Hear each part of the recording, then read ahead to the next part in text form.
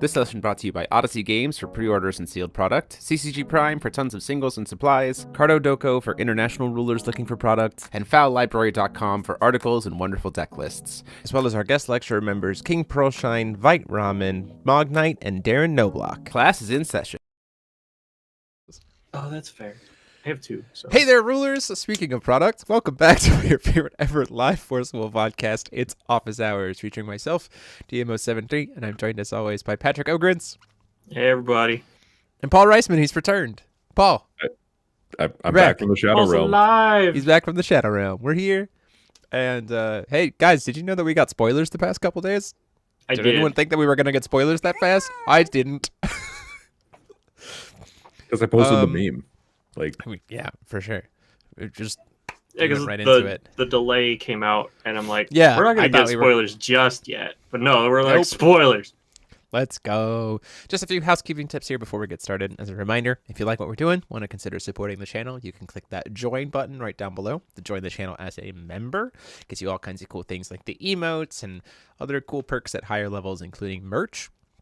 You can also check out Ruler School merch, actually, right down below the video. That's a new thing. We have hats, shirts, water bottles, some other cool stuff. So if you want to check that out, too.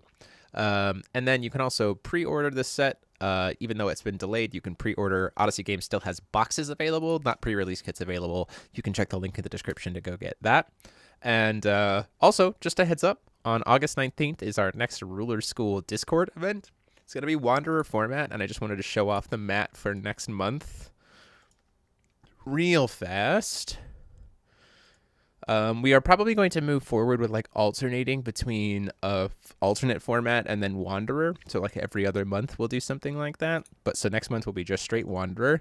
And the mat for next month is this one, little Raging Messiah. I'm on fire. Happening on August 19th. I'm burning alive. Sign-ups for that will be going soon. So you can be sure to check that out.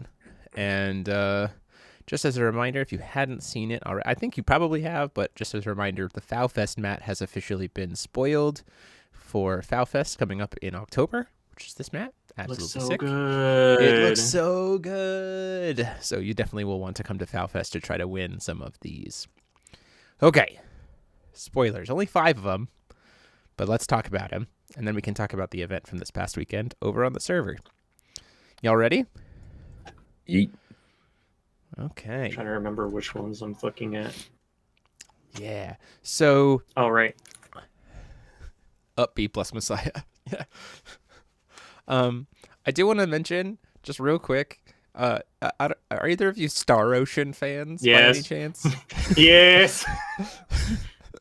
The fact that this Autorockty is a virtual world is just like, oh, so Star Ocean 3. You got it. Which ironically is one of my favorites. So just like, I'm in.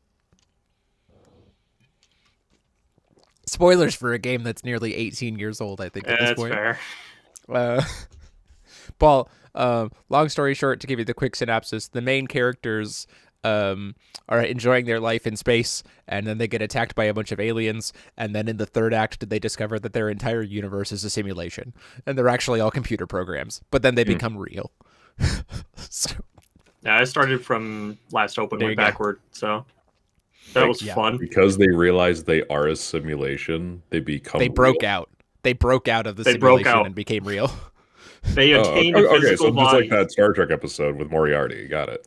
Yeah, for sure. Exactly like that. Exactly. Like, I become sentient. Now I'm real. I can exit the holodeck. It's fine. Yeah, piece of cake. Okay, so let's jump into it. We have Lenneth, the Lonely Asteris. She is just a 7 stars, and she just has pay 0, draw a card, then put a card from your hand on the bottom of your deck. Play this ability only during your turn and only once per turn. So the Reflect filter. I mean, Moodstar filter. Yeah, I mean, it's the same. Yeah, it's the same thing. Reflect Moodstar, the filter, which we already know is good. And then we have Sebin, the Malefic Star, 7 star, and a Gears. That's insanely relevant. The fact that he's a Gears. Yeah, just, hey, Ainz, what are you doing here? That's not you. Well, yeah, the Ainz wouldn't gain any abilities from this, or they would gain the abilities from this, but then it wouldn't do anything. But this is another Gears, which means Recon Tinkerbell That's fair. becomes a thing for this deck. And also keep in mind that it's going to partner with Darktree, which can then, with this God Art, cast a card from the RFG, and Tinkerbell removes itself from the game as part of that cheating effect. And then you can Just play saying. it again. Recon Tinkerbell 100% going into this deck. But anyway, his only abilities are a couple of God's Arts, which is just you can pay 0 to grant yourself the ability to play a Regalia from your removed from game area, and you can then pay 0 to give yourself the ability to play a Resonator from your RFG area once that turn, and you can only use it if he's tagged with Darktree. And then obviously the unexpected, this was not how I expected the first extension rule to work, but this one purely just lets Lenneth tag with Light for Tree these two. and Sebin tag with Dark Tree. So neat. So now that I've read through all of those, thoughts, gentlemen?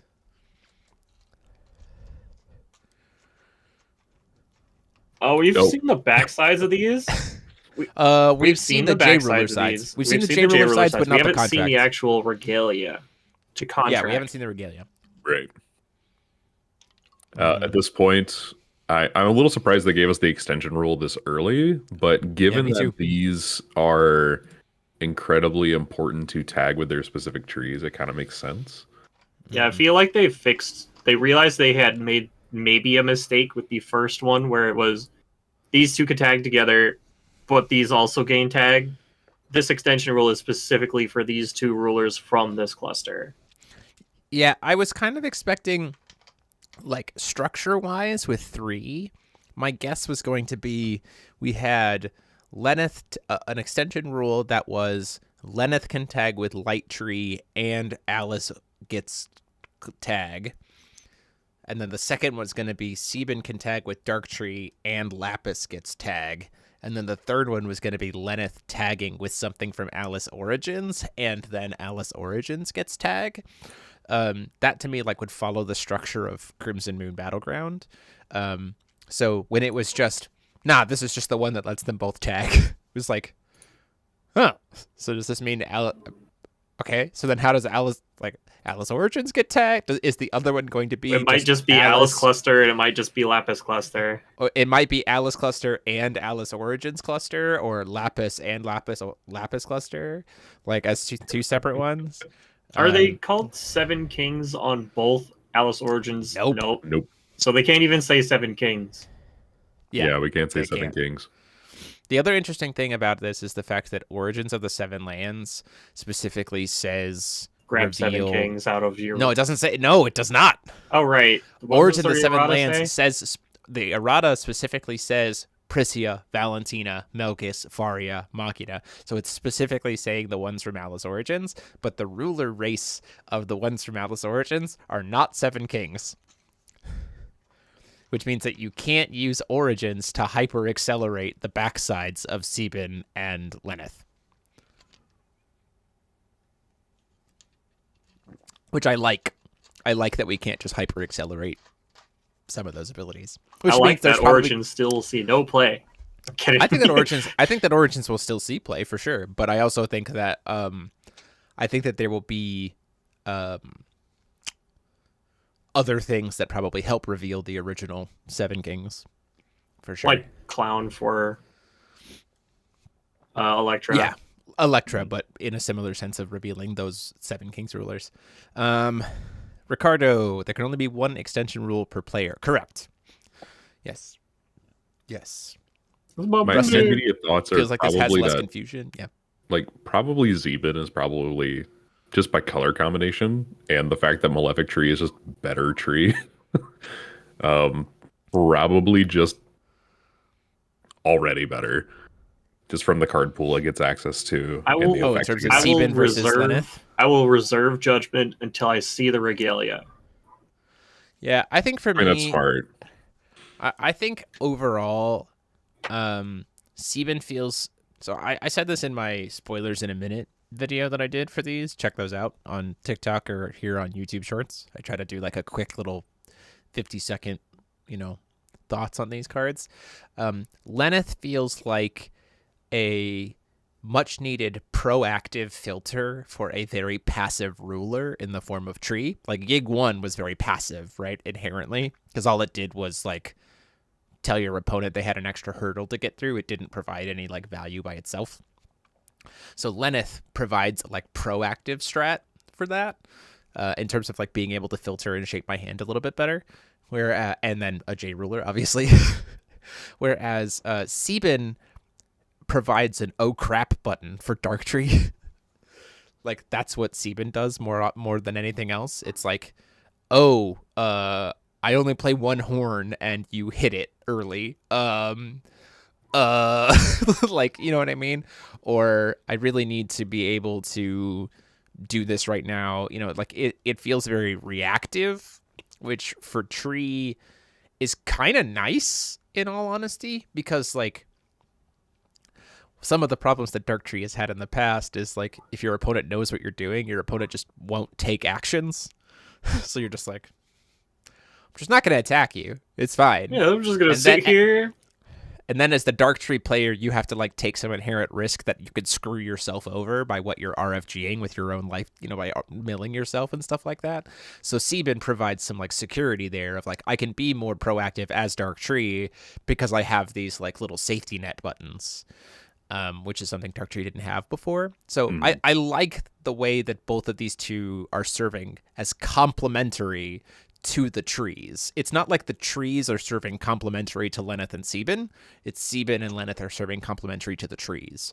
And I like that. That feels very cool. I believe the J ruler side for Lenneth just is basically Tree 1's continuous ability, but on a God Art. Yeah, because you just grab out Regalia, you grab out Excalibur X and Alice just on a God Art instead of having to be at one life. I'm like, you still got the safety net, and then you just be able to play those things anyway. Yeah, for sure. If I had a nickel for every time I see Evil Tree being somewhat focus of a card game, you'd have 2, which isn't much, but weird that it happened twice.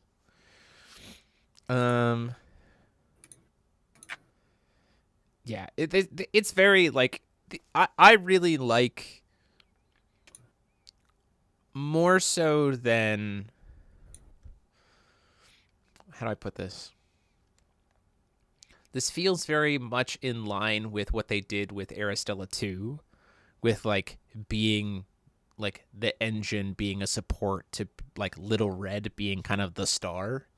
Right? The only inherent weakness is that like Little Red as a star is like just significantly weaker than in the past. But like the tree effects are still incredibly relevant today, right? Like it's just been they suffer from the fact that they're single rulers, right?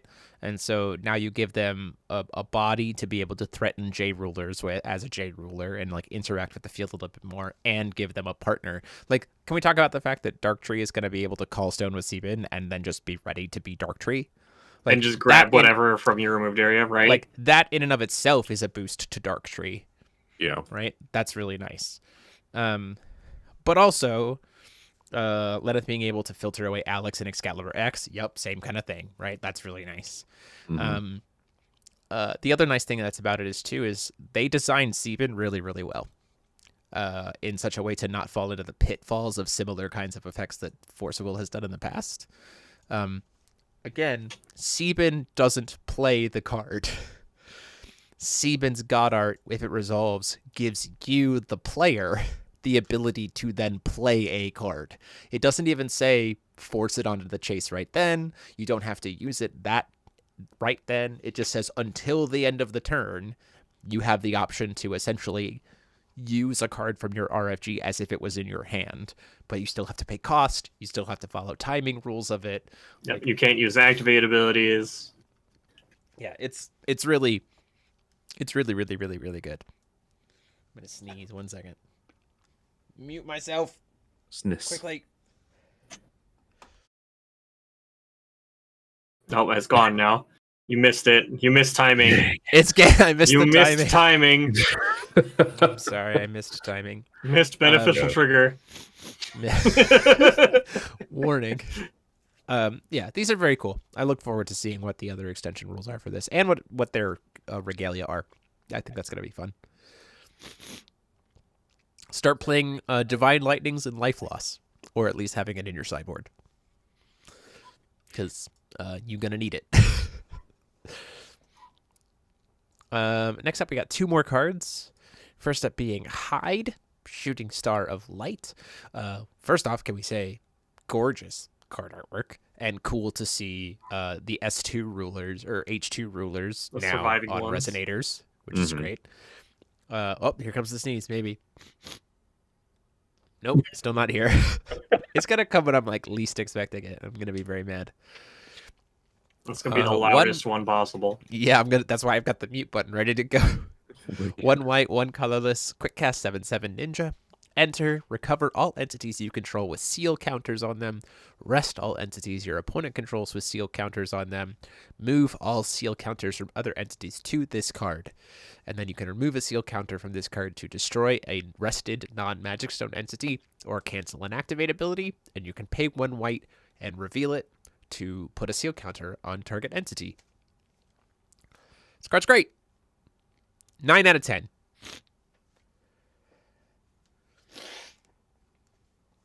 That's my thoughts. I have more thoughts, but I want to hear what you guys have to say about it. Seal counters are weird, unless they're adding something to the CR about them, I think. Because we have the ability seal. But the only thing that Brad references knowledge counters. Not knowledge seal counters, but it counts towards his seal count. So I'm interested in if they're going to talk about seal counters more. I mean, seal counters just wouldn't interact with Brad or the seal mechanic or knowledge counters. Why would they call it seal counters? I hate that. I don't like that. I mean, ninja seals, you know. I understand, seals and stuff like that. But I wish they would call it like ninjutsu counter instead or something. Because seal counter makes people think it interacts with the seal mechanic, especially because we have seal mechanics on our new regalia. Yeah, so that's a fair point. And maybe it does, but doubtful.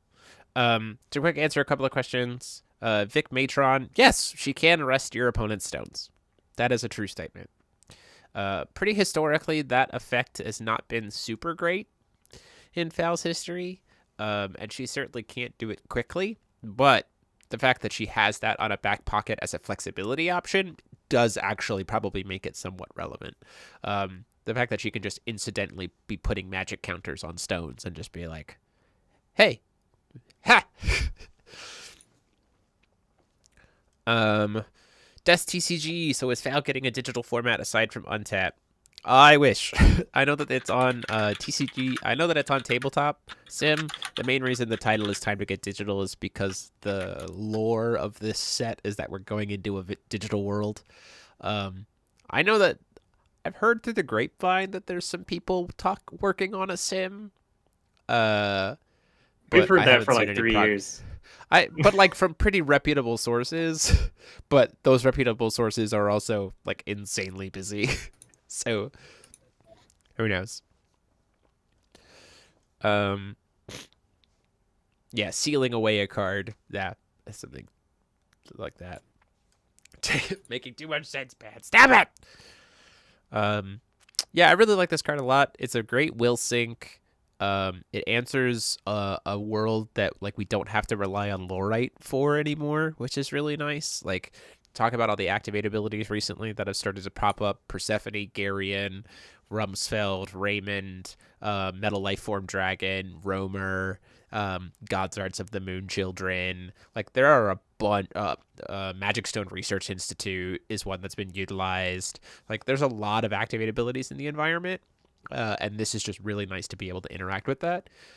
This feels like, sorry for me interrupting a little bit. Go for it. It says that she costs 2. Like, I see that, like, you play, she costs 2. However, it feels like she's probably going to cost, like, a total of, like, 5 or 6 to do what she wants you to do. Yeah. Because you have to reveal, put a seal counter on something, and then get the seal counters to actually go to her, which can again be like canceled. Yeah, yeah, for sure. I also think that like there's multiple points of interaction at every point. And in order to do anything, she's a 3-cost, but she's a will sink, right? So like I think she's very well designed for what she's trying to do, which is why I think very deserving of the Marvel Rare slot. I think everything about this card to me screams Marvel Rare. Meteor Dragon wants to say hi. But also at the same time, like, oh god, there's Patrick's phone is going insane. But also just like, it's not over-tuned, right? Like it's very clearly in the Marvel Rare slot, but it's not over-tuned, which is great. It's nice to see that.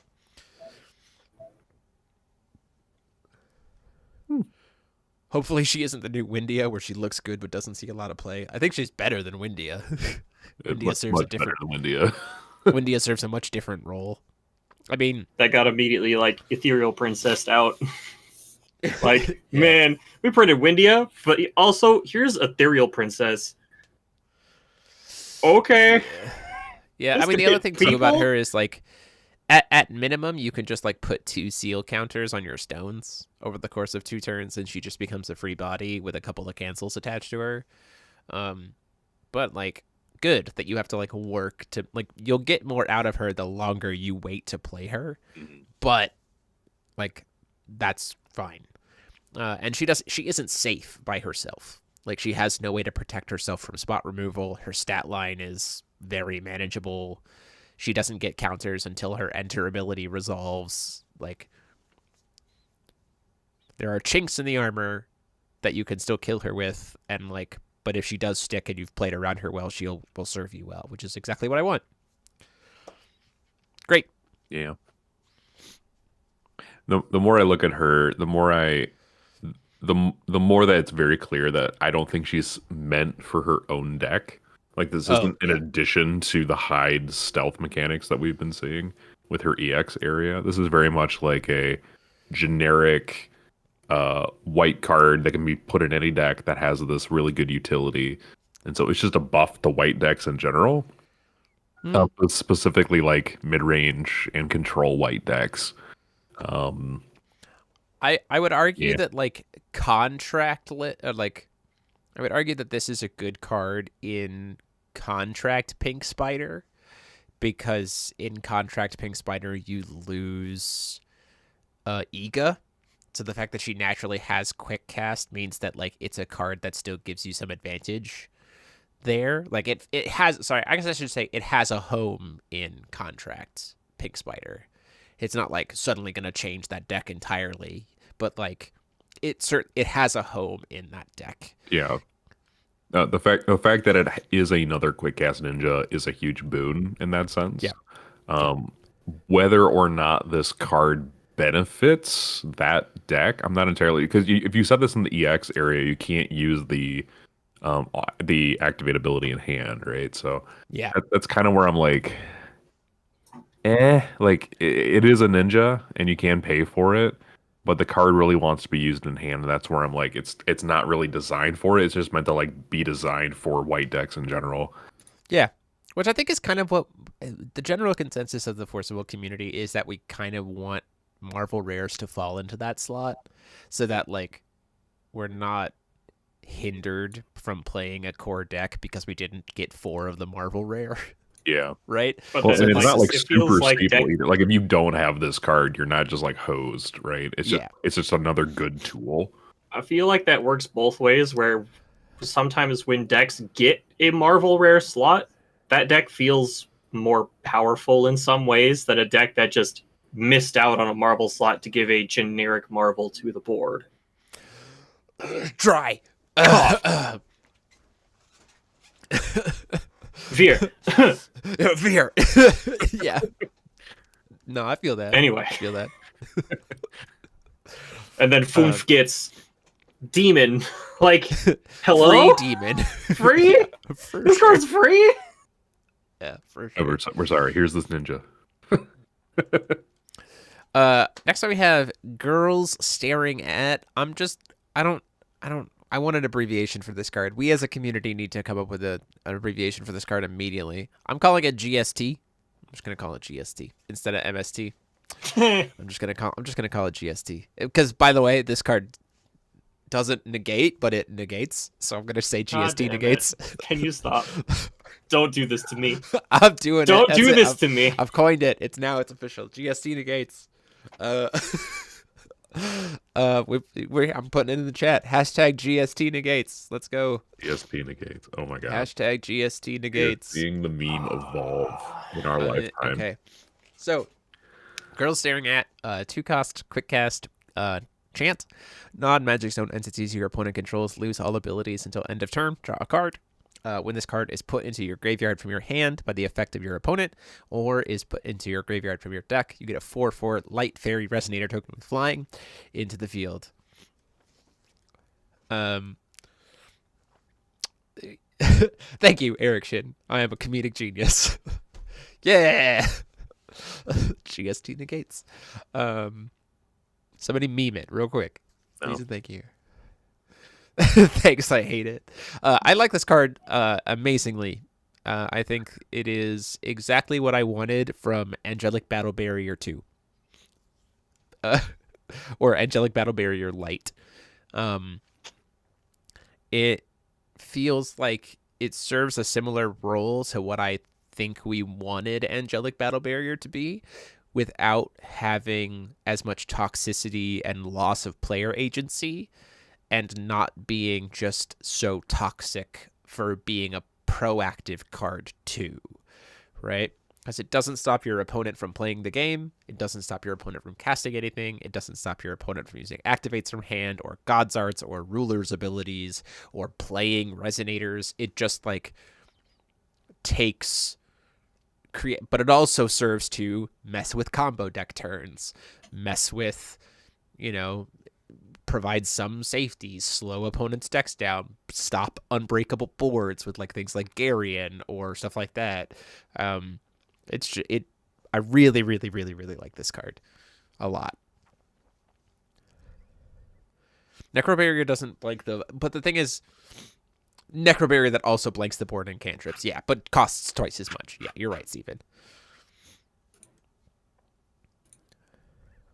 Yeah, I mean... I think this card is fine in light. It feels weird putting it in light, but I guess you have like Winter's Varia, you have like all these other blanking effects as well. Stun. It's a stun card. I mean, it feels very stunny, which is when kind of White's kind of shtick.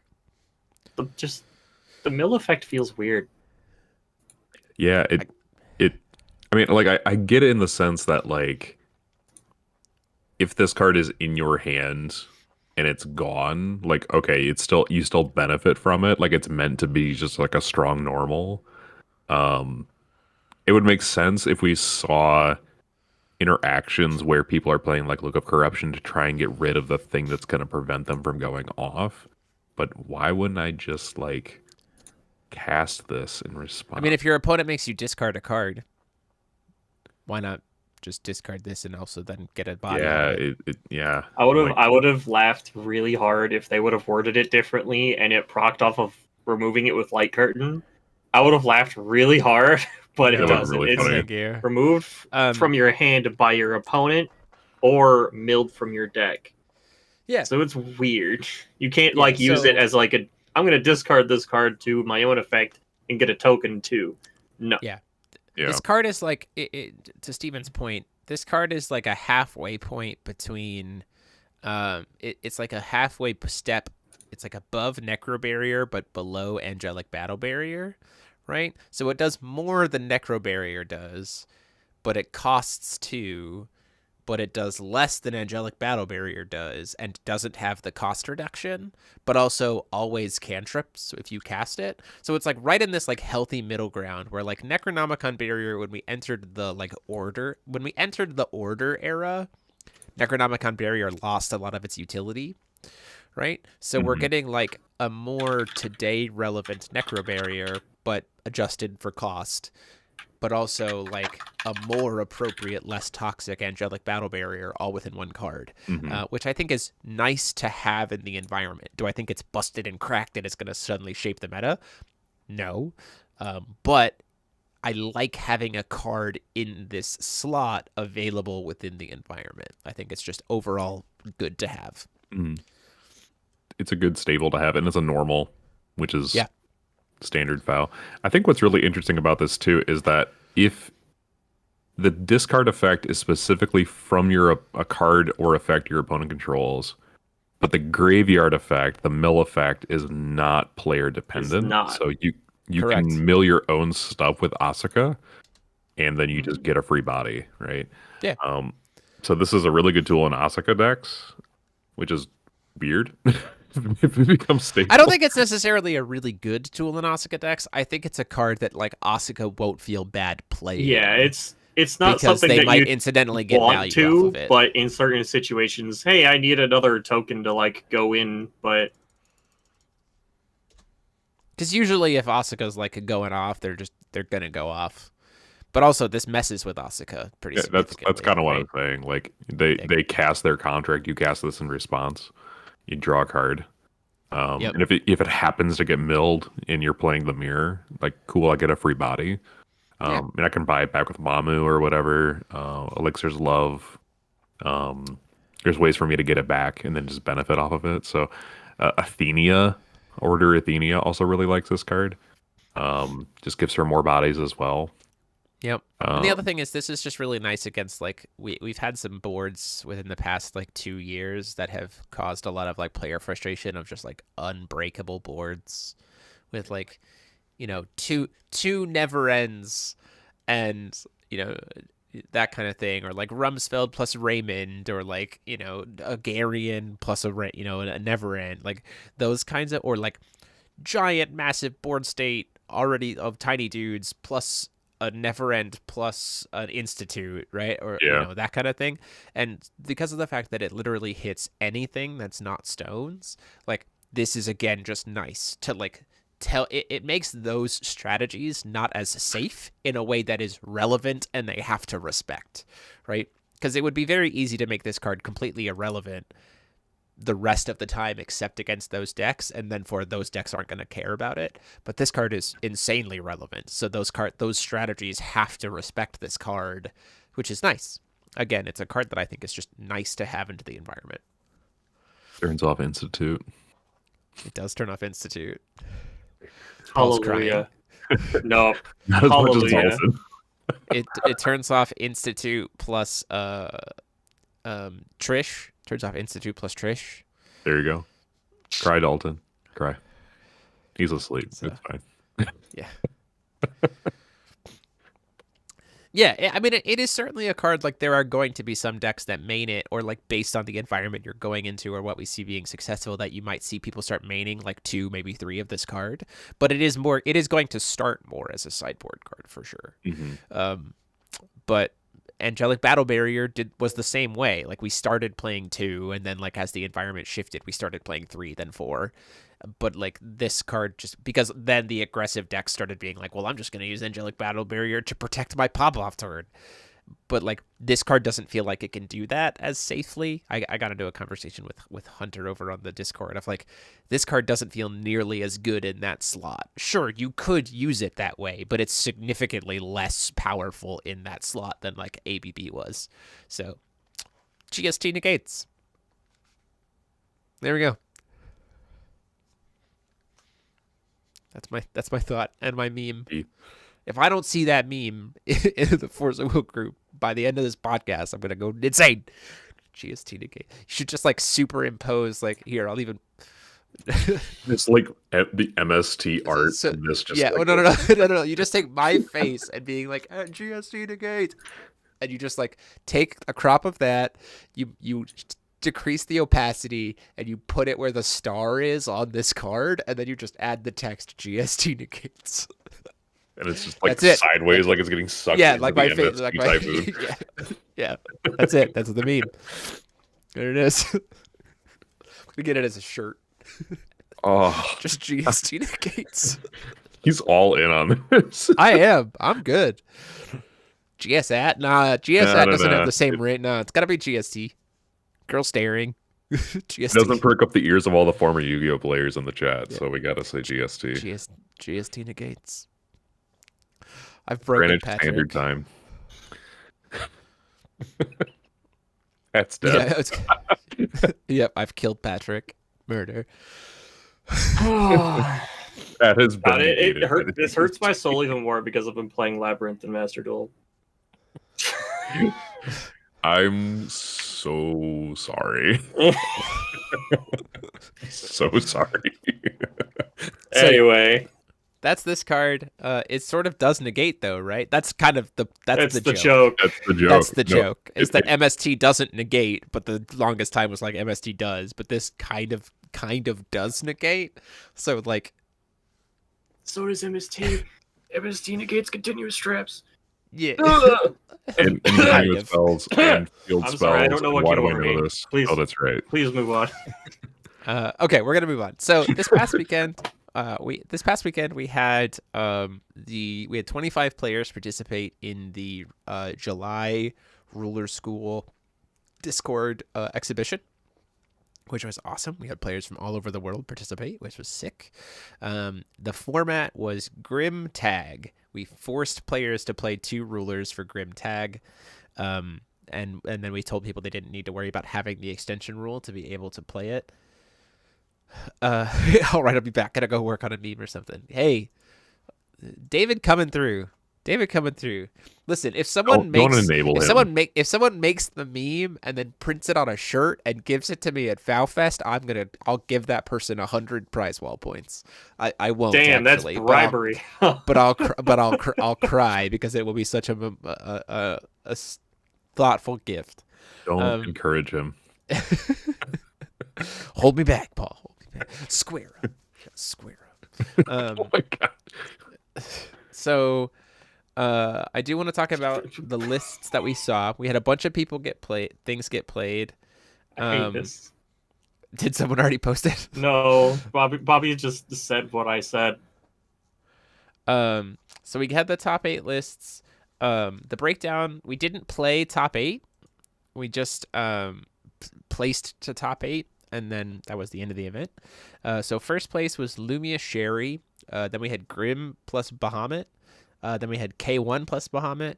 Then we had Lumia plus Christie, Lumia plus Sherry, K1 plus Grimm, another Lumia plus Sherry, and Dracula plus Christie. That was what ended up being top 8. Pretty much, the Lumia decks pretty much had 2 strats to them. One of them was playing a Lumia Sherry with Olympians, which was pretty neat. Because you can like recast, being able to recast the Olympians if they get RFG'd, which is cute. Pretty much all of the other Lumia decks were doing like library sword stuff, because the idea was that you can just infinitely cast the same sword as long as it keeps resolving. So you just like get a free sword every single turn once you flip Lumia, which is pretty cool. It was a cool idea for the environment. Shirt size.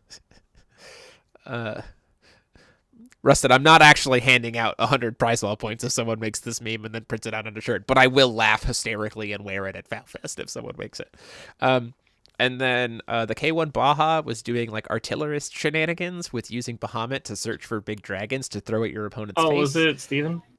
That was Steven Jackson. I was going to say it's Steven. And then we had the Grimm plus the Bahamut deck was doing, let's see, that the Grimm plus the Bahamut deck was doing something kind of similar with like Never End stuff and artillerist and things, but had a little bit more like package to it. And then Jordan Williams was playing a blue-white Grimm plus K1 deck, which I thought was very, very cool. Doing some pretty neat things. It was pretty much a pure blue-white build, which was awesome. I'm not really sure why we were playing. Oh, it was playing Pale Savior. For K1 so that you could do like Tinkerbell and El Dorado. Man after my own heart with El Dorado. Especially since you could just like search for El Dorado if you have Never End. So like the Pale Savior can trigger, you can use Grimm to search for the El Dorado off of a Never End and then cheat in the El Dorado, which is cute. It was also doing something incredibly gross, which was Mimic plus Rumsfeld. So you just like force them to attack the Mimic, but it has Mimic. Yeah, but Mimic has Bane. Yeah, that was disgusting. And also keep in mind that Mimic is also a fairy tale at base. Yes. So you could just search it when you're ready. And it has quick cast. And it has quick cast. It was gross. It was very gross. Finally. What's in it for us if you do get the shirt? The satisfaction of having given me a very dumb shirt to wear. His love and admiration. Yeah. Because you can't just like print one shirt, because that's not how the world works. You now have 9 other shirts that you have to give away in some way. You can print just one shirt. You'll have to find the You'll place. have to find a there's place. You'd have to actually print it yourself. Yeah. Yeah. Way too much. I'm not enabling him, but I'm enabling him. So overall I was really like, I enjoyed the diversity of stuff that was played. There were some pretty creative things. The seemingly like easy strong choice was like Grimm. It was like Lumia plus Christie or Sherry with the sword stuff, but that deck was not just like, if we played out the top 8, I don't think the top 3 would have all been Lumia X decks by any means.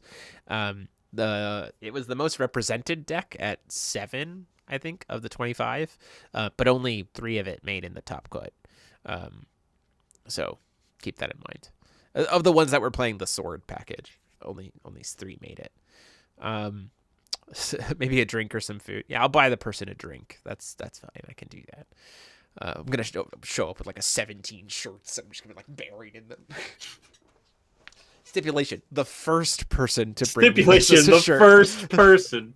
Which Here means is you gotta show up Fanta Friday on me. morning to the cosplay contest, and that will be Jeremy's cosplay. He will wear that'll it be me. over his Lapis cosplay. GST negates. That's my cosplay. I would be cosplaying as this card. Yeah, it was cool. It was cool to see that environment, and people had a lot of fun. To see the different ideas. And it's encouraged us to think about like other alternative formats that we can play, especially with these like new extension ruler cards. So I guess I'll open it up to the two of you guys and to the chat. If you guys were to think about other alternative formats that we could do, especially in this era of like the extension rules, what do you think? What do you think would be fun?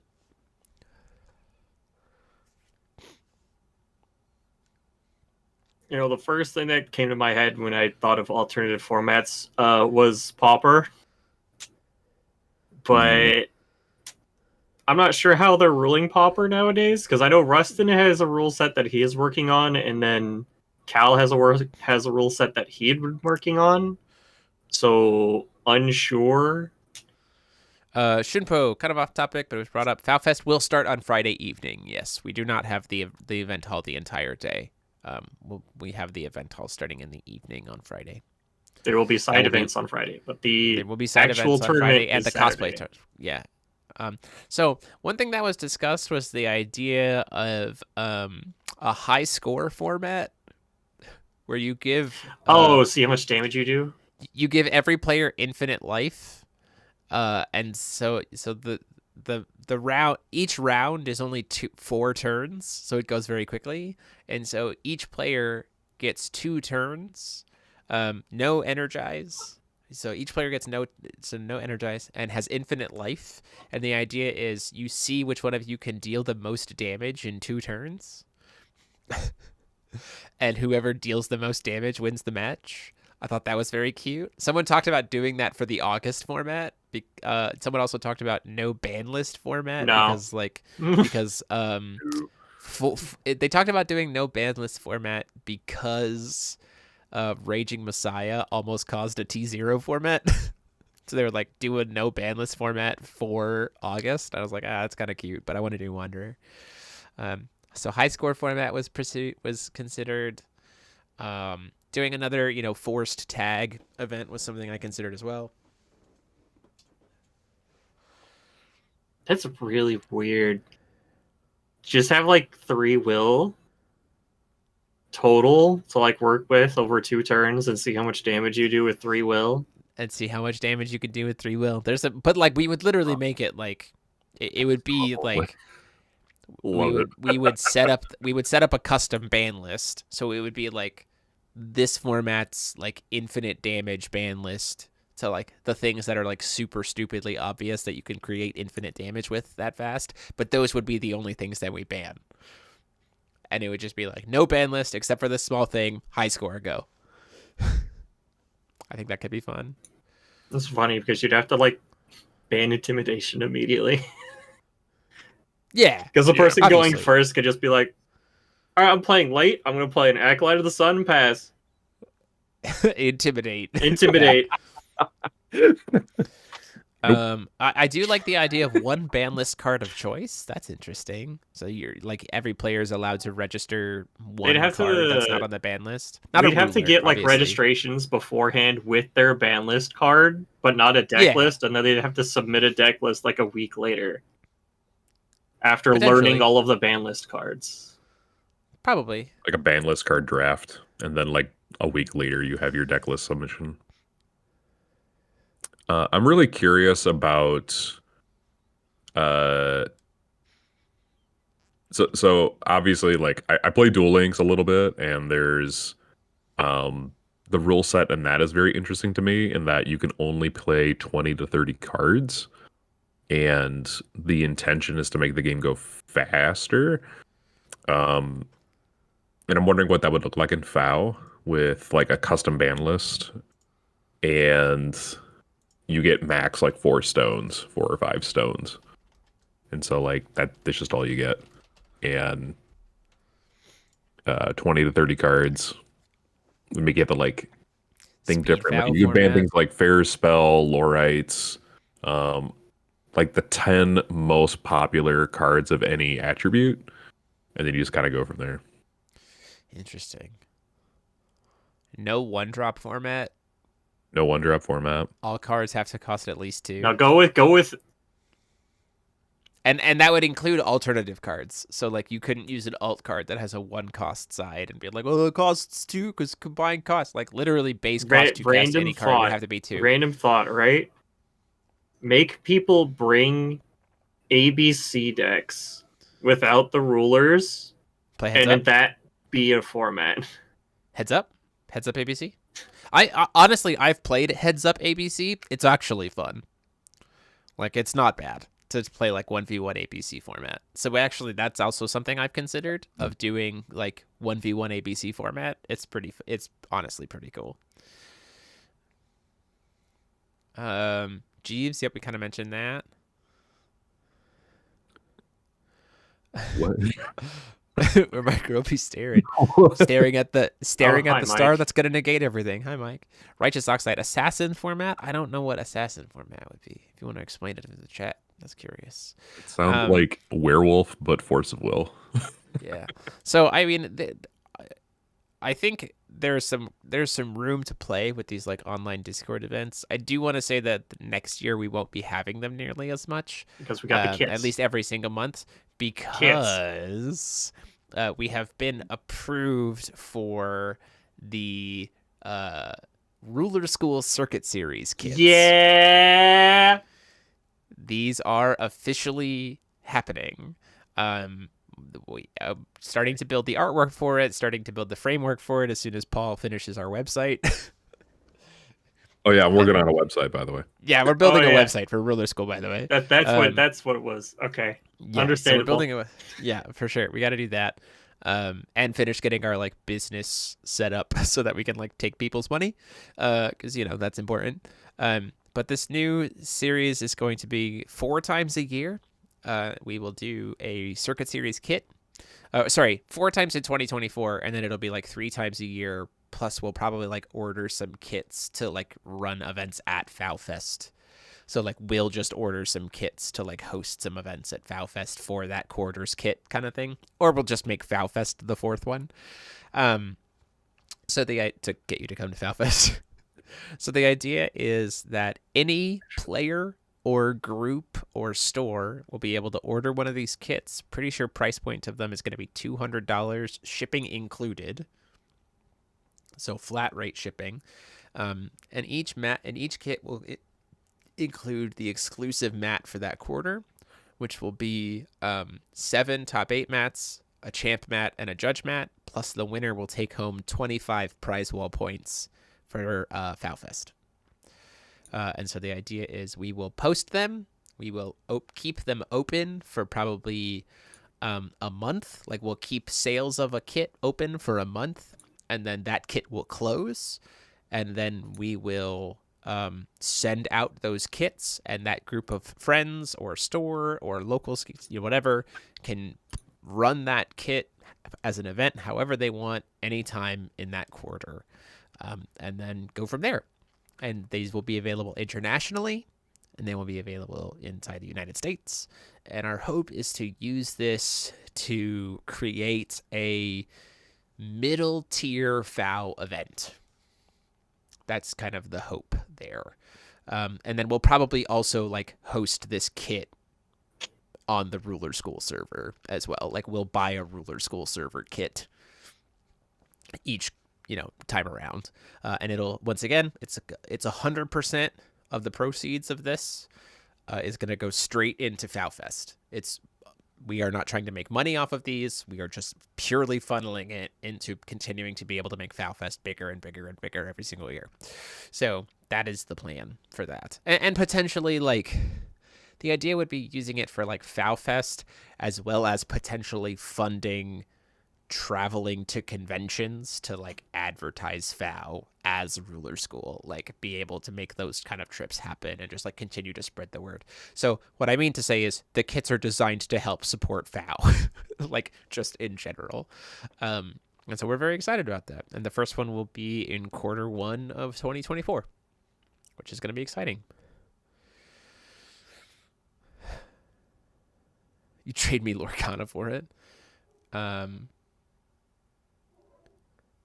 Something to fill the void when there's not GPs. Yep, or practice for a GP, or just like ways for stores to have motivation to run bigger scale events within their store. That kind of stuff. It's kind of it. Why are my dogs going insane? The intention of it. How would we keep track of winners for prize wall points? We would provide instructions to anyone who like purchases the kit to have them email us like proof of purchase and proof of play, name of the winner. Proof of play, please. If don't just buy the kit and then listen. If people want to spend $200 to get 9 playmats and have 25 prize wall points, sure, okay. Like, I'm not going to stop you, right? If that's what you want to do to get 25 prize wall points, that's fine. But we'll probably set up a system of like email proof of purchase and name of winner to X, so then we can keep track of that year's winners. So that's the plan. So maybe even try to get some of the stores to try the game in their stores again. Yeah, that's the whole idea. Is like we're trying to create a structure to be able to we're trying to create an easy on ramp to more consistent competitive FOW events. Like, that's the idea. Excel spreadsheets are great. Rustin, don't tempt you with a good time. I'll tempt you with a good time every single day, my guy. So, yeah, that's the plan for that. Glad to be able to announce it. I appreciate seeing in our personal group chat that David is already hard at work on the meme that I've asked him to make. Oh, no. So yeah, that's very exciting. That was one of the big things that we were asked about, at Worlds, and we got approval for it, which is sick. I'm super excited for that whole process. I will also say that the other thing that we got approval for is we got need some promos to stuff into those kits. I wish I could, but the way we have the infrastructure of this, I will not be handling any of the shipping of these kits. So I won't have any way to get promos into those kits. The kits themselves with the sick artwork exclusive to the kits are going to be the things to give away. So there's the structure there. Being handled by Inked Gaming. Inked Gaming, the partner of this channel who's produced all of our Force of Will playmats, is a wonderful partner for the channel, and they're helping us create the infrastructure for this. So that's going to be sick. What were the other things that we got approved? Well, I'll say this. I'll say this now. Because we're going to be launching these kits, and because of what we want Force of Will Festival to hopefully become in terms of being a GP in future years, there is not going to be a FowFest 2024. There are going to be 4 kits in 2024, and we will be looking to have FowFest 4 in 2025, the summer of 2025. The idea being we want to use 2024 to get this circuit kit really up and running and like build the framework for it, and then try to hit FowFest as being a summer event so that it falls like dead center of like the estimated GP season, so that it's more likely to be able to advocate for it as being a GP. So that's the hope, because I have strong feelings. Again, please hear this as pure Jeremy speculation and not any kind of word from the company, because I literally have not been told anything by the company about the upcoming season. It feels very likely that we will be moving back to a fall, late fall, early winter Worlds in Japan. Mainly because I think they're going to need time to set up the 2024 season, which means we're going to start probably in February again, which means they wouldn't just go straight to a Worlds in July, because that would give them a 4-month competitive season, and they're not going to do that. So we're kind of hedging our bets a little bit there to set up for, again, being able to do these kits and then launch into a summer 2025 FowFest. So put that out there now. So you better come to the 2023 FowFest, because it's going to be a bit until we have the next one. I got a ton of stuff to give away. Just so much stuff. Indiana Jones. You'll have to wait 15 years for the next FowFest. Not that. Not 15 years. And by 15 years, I mean 6 months. Yeah, for sure. Yeah. So that's really all I have to talk about tonight. We got cool spoilers. We got a cool event. We got ideas for future stuff. We got some big announcements to talk about. I guess in some ways, the we're going digital is also an indicator of like that we're making a website. So that's going to be exciting. We're going to flush that out a little bit as well, which is going to be cool. And yeah, looking forward to some cool stuff. Need to talk to your buddy into going? Yeah, for sure. Let that be a motivator for that. It's going to be insane. Like, I have so much. I don't think you understand just truly how much stuff I have and that I'm still getting. Yeah. Paul has left the chat to work on David's meme. So yeah. So that's it for us tonight. Any closing thoughts, gentlemen? I'm excited for the rest of this year. I'm excited for this year and 2024. I think 2024 is going to be a sick year for FOW. I just want to play card games. I haven't played card games. Just come and play card games, Paul. Come down to Odyssey on Wednesday. The Chicago boys are going to be there too. It's going to be great. If they don't bail on me again, do it. I'm calling you out live, by the way. Don't bail on me again. Yeah, Babatunde specifically. Yeah, I'm assuming because like that's the only other player from Chicago that I know. Christian, you know Christian and Ivan. Oh yeah. Oh yeah. Oh yeah. Christian likes more to sleep FowFest. in. More FowFest details are going to come soon. So I love you guys, but hit me up. More FowFest stuff definitely coming soon. I'm really excited to be able to share more of what we have. We have been approved for the artwork for the prize wall playmats. Those are going to be sick. I'm excited to start designing those and getting those posted too. So just like lots of news coming soon. Looking forward to sharing it with you guys. So that's it for us though. This is DMO73 as always, and I've been joined by Patrick Ogrins and Paul Reisman. GST negates. GST negates. Stop. Hashtag GST negates. Until next time, class dismissed.